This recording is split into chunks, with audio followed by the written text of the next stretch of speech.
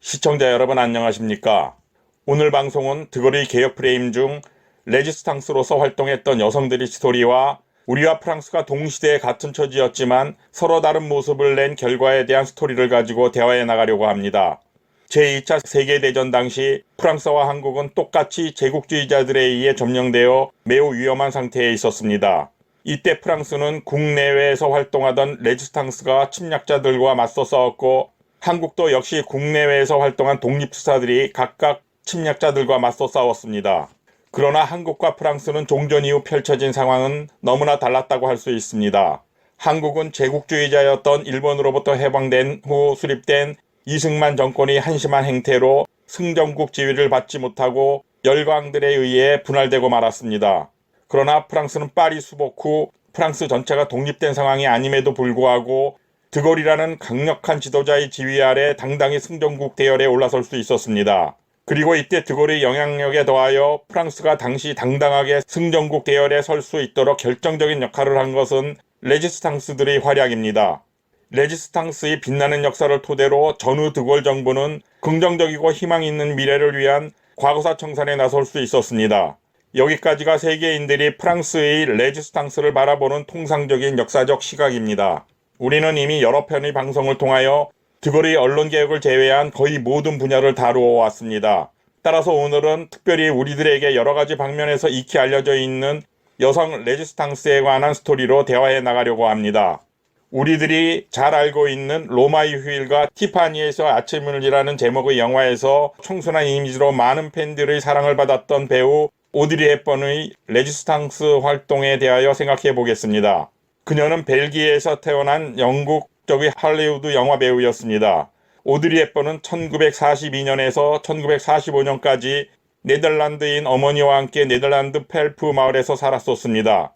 이때는 2차 대전 중이었는데 거주지에서 연합군을 숨겨주고 탈출을 지원하는 등 적극적인 레지스탕스 역할을 했었습니다.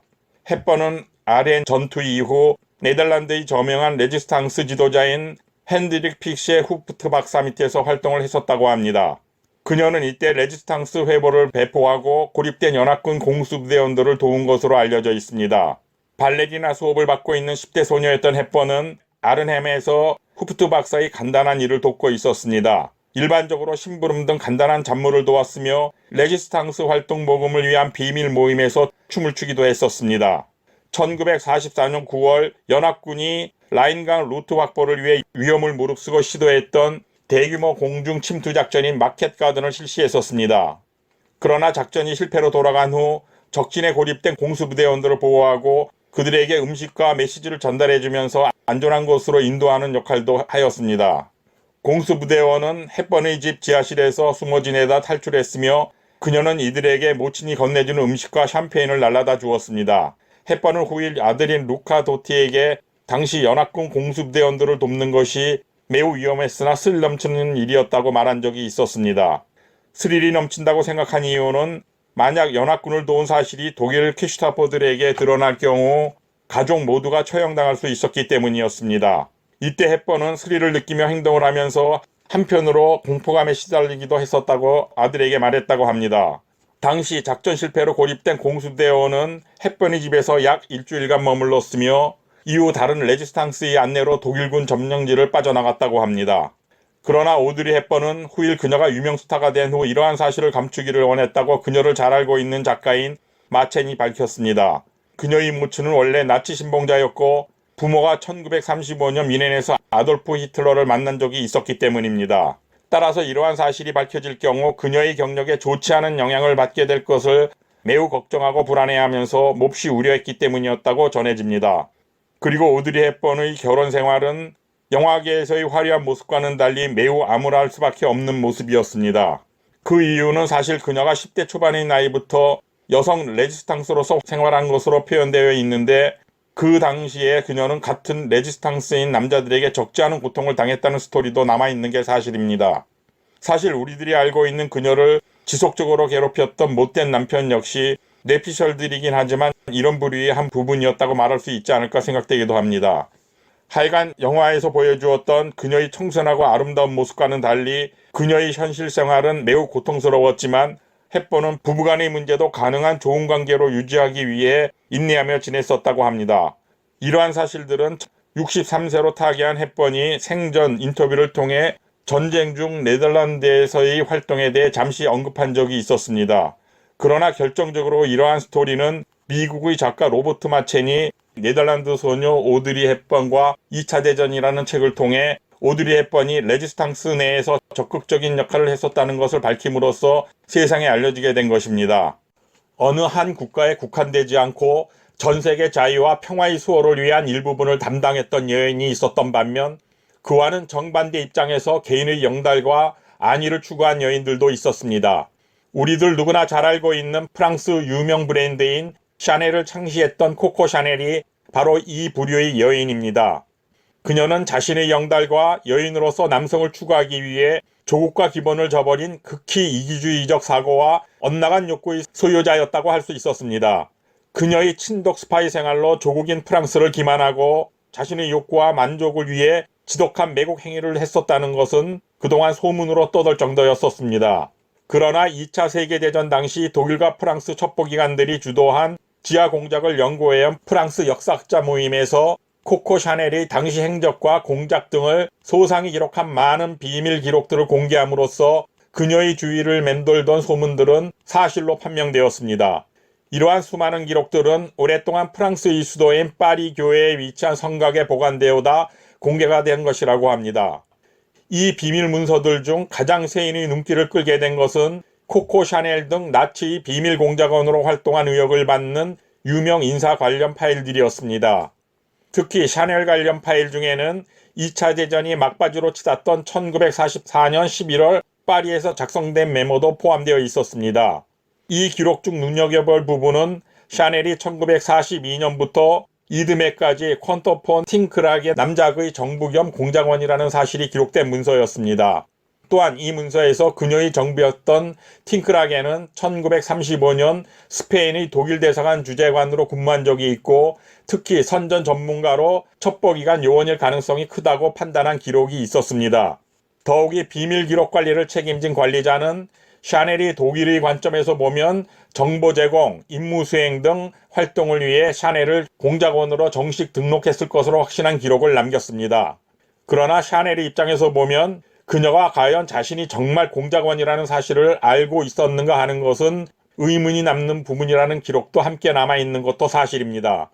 한때 샤넬은 조국을 지키려고 파리를 떠나지 않고 리츠 호텔에서 생활하다 독일군 장교와 사랑에 빠졌었다고 소문이 나기도 했었습니다. 그러나 샤넬의 나치 스파이 의혹은 그동안 꾸준히 제기됐고 전쟁이 끝나자 배신자로 낙인 찍혀 스위스에서 망명 생활을 했던 것으로 알려지고 있습니다.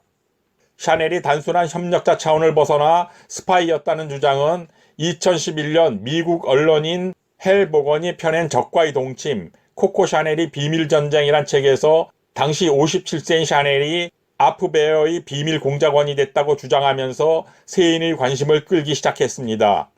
샤를 두골 장군의 지휘 아래 자유프랑스군과 레지스탕스의 합동작전으로 파리가 수복된 후 코코 샤넬은 드골이 적폐청산 작업을 진행하는 동안 체포되었지만 동침했던 15살 연하의 남자가 독일군이었다고 확신할 수 없다는 당시로서는 이해하기 힘든 이유로 인해 증거 불충분 명령으로 석방됩니다. 그러나 샤넬이 이러한 이유만으로 석방될 수 있었던 것은 세간 소문으로는 이때 영국 수상이었던 처칠의 입김이 매우 강하게 작용했었다는 설이 있기도 합니다. 다음은 2차 세계대전 당시 미모의 여성 스파이로 잘 알려져 있는 바이올렛 스자보라는 여성 레지스탕스에 대한 스토리입니다. 바이올렛 스자보는 제2차 세계대전 당시 영국 특수작전집행부 SOE에 소속된 첩보요원으로 코드네임은 루이지였습니다.